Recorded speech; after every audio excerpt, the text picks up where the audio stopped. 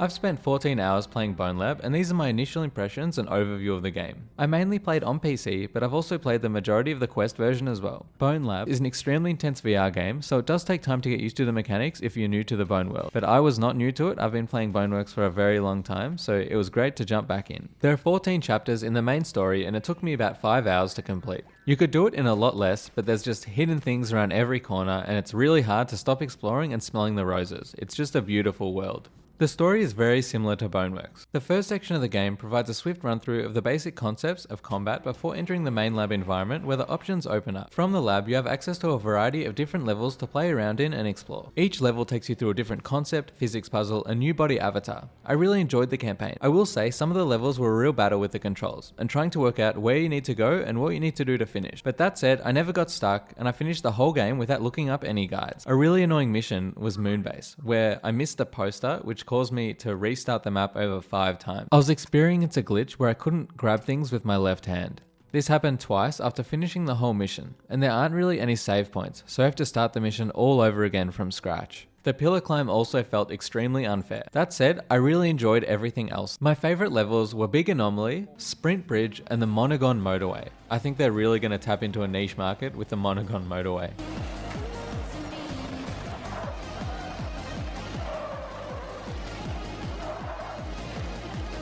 I would say it has the best vehicle mechanics in any VR game ever made. BoneLab tries to do as little hand-holding as possible for a maximum player agency, which I absolutely love. It really felt like you can beat the game in any way you want. I completed some missions in ways that were definitely not intended by the developers. There are unlockables scattered throughout the campaign in these orb things. Lots of fun, but to be honest, I just wanted to have everything in the sandbox, not go around collecting an orb for a coffee mug. If you're a completionist, you will have a lot of fun with this aspect though. If you like the Boneworks story, you'll love this. If you didn't like the Boneworks story, then you're not gonna like this. It was amazing seeing Stress Level 0 develop some more scripted moments. These were an absolute joy to see. The story didn't make much sense, but the lore is really cool, and I'm gonna need to look into exactly what happened. But I'm fascinated to find out. Again, very similar to Boneworks. There are clipboards everywhere that give you clues to the story. There's also these key cards that on one side show a developer, and then when you move them to the other side, it shows their VR chat avatar. There are so many little details like this, I could talk about them all day. The music was amazing. Riot has absolutely outdone himself. I'll have the soundtrack on repeat as soon as it comes out. It's a 10 out of 10 soundtrack.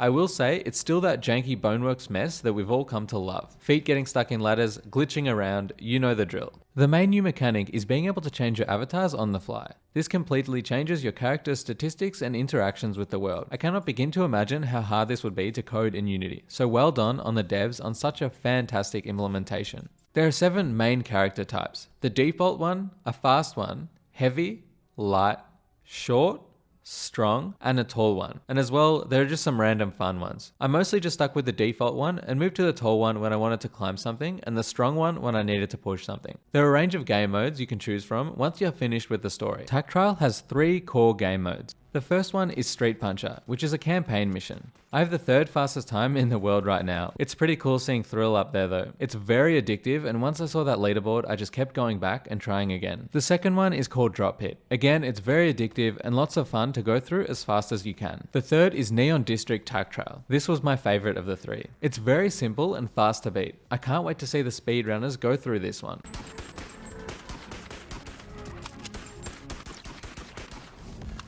The arena also has 3 core modes. Magma Gate, which is a campaign mission. Enemies attack the center, and you're a really strong person, and you have to punch them and push them off before they destroy it. And the second is a Container Yard. It's basically a revamp of the zombie warehouse from Boneworks. You can do a survival game mode, where you have to live for as long as possible, or you can do Void to try and get a portal and escape. And the third, the Fantasy Arena, which is a revamp from Boneworks. It's just classical gladiator style combat. You can choose between survival, challenges, trials, and custom game modes, and it's really fun to play with the weapons. And the fourth is the Tunnel Tripper. It introduces some really cool vertical style gameplay. You're going up and down and trying to kill enemies along the way.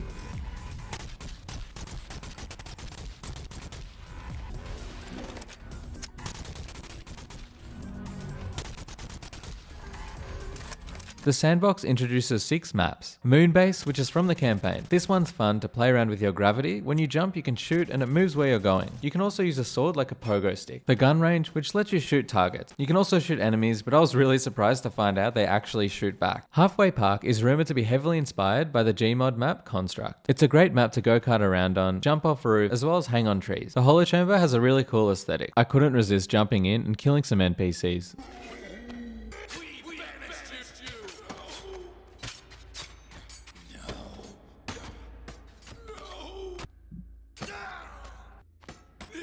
A revamp of the classical map Museum Basement, which I've spent a lot of time on in Boneworks. This one does seem to be a bit smaller and has better lighting as well.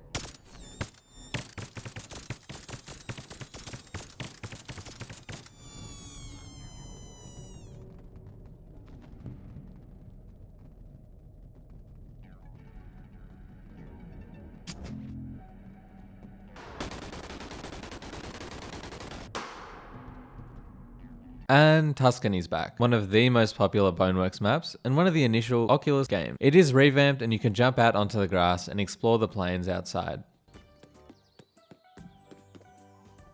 And they've added an entire parkour genre into the game. Sprint Bridge is another campaign mission, but it was one of my favorites. You just have to run across this bridge, but you can't fall off. Dungeon Warrior involves you running inside a dungeon trying to survive. I found this one really difficult. I'm sure there's a pro player who could be way better at it than me. Neon District Parkour is a beautiful map. You have to run around, collect all the keys, and put them in their keyholes as quickly as you can.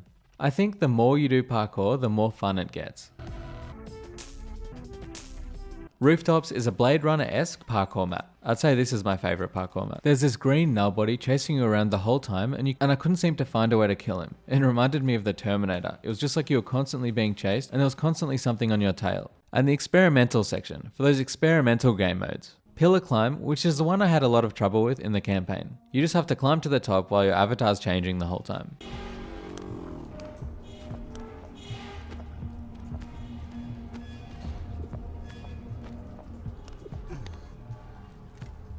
Baseline is a map with a hidden secret that I'll leave you to discover.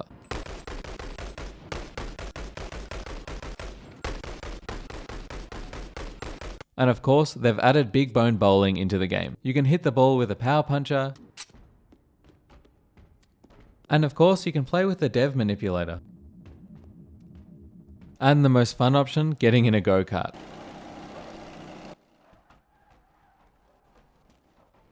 It's cool watching them all fall back into place. There's also a cool area at the back. There's also a mirror map. I think this was long overdue. There's some cool physics and lighting demos around the map, as well as a couple of hidden secrets. And the mods. The mod SDK is being released on the release date. This is what I'm most looking forward to in Boneworks. I can't wait to see what you guys are going to create. The graphics were also incredible and a massive step up from Boneworks. The Quest 2 version isn't even that much of a downgrade. It's just absolutely incredible. I think you should go and buy this game right now. In summary, I would say BoneLab definitely lives up to the hype. This is just simply one of the best games of all time.